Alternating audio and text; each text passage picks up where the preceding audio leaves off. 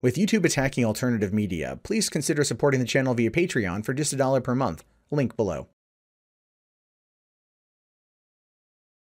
So, okay, let's jump over here because I've been up for a while. I want to try to get through the next couple stories. Disney has released the first official synopsis for Infinity War. Now, a couple of days ago, they released the first official synopsis of Solo, Star Wars story, and it was more or less just like a one-sentence breakdown of what it is. But let's see what they say here. So, Infinity War is an unprecedented cinematic journey 10 years in the making and spanning the entire Marvel Cinematic Universe. Marvel Studios' Avengers Infinity War brings to the screen the ultimate, deadliest showdown of all time. The Avengers and their superhero allies must be willing to sacrifice it all in an attempt to defeat the power of Thanos before his blitz of devastation and ruin puts an end to the universe. So, that's the plot outline for Avengers Infinity War, which obviously, just from looking at it as a whole, more or less says, yeah, man. Like I said earlier, when it comes to the whole situation with attendance and everything else, these are the types of movies people are wanting to go see in the theaters now. The small avant-garde independent film is not doing well in theaters, and some outside of specialty theaters with specialty directors for the most part, outside of New York and LA. But here you've got this huge, what's the budget on this? I mean, the Avengers 3 and 4, the budget's been rumored at $1 billion. Obviously, this is going to gross a lot of money. And so, 10 years in the making, clearly, they're going to be, it's going to be the ultimate deadliest showdown of all time. Now, the deadliest part there, I'm really wondering. I'm wondering who is going to die. Because we know contracts are up, right? We know that many of the contracts are up after the fourth film.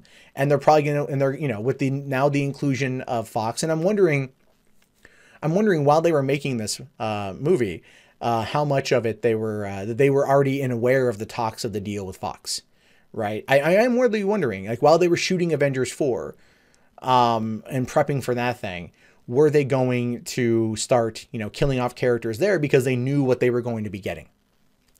I don't know. But the only thing I don't like, and I just have to nitpick this again from a storytelling perspective.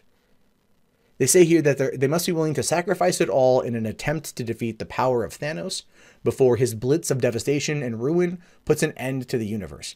It's been 10 years. It's been, 6 years since we first got our introduction of Thanos.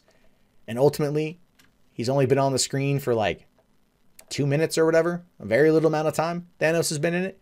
And we're meant to care that this is an incoming threat, an impending doom. I mean, look at Game of Thrones. Okay, it's been on for 2011 to now, coming into its final season next year, you bastards, and it's been teasing since the beginning.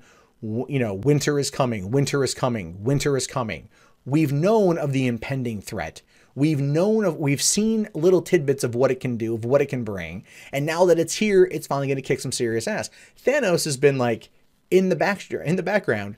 Yeah, maybe pulling some strings here and there, but they realized that they weren't able to fit him in well enough. Hence why they said that the Infinity Gauntlet that was in Asgard, fake, right? Which is why Hela pushes it over in Ragnarok, which is one of the reasons why at the end of, I forget which movie it was, Thanos takes the Infinity Gauntlet for himself, clearly showing that there was another one. And so it's like we haven't really seen his character do anything that would make us fear him as a whole. So I'm hoping this movie will go a little bit further and decide to make it a thing.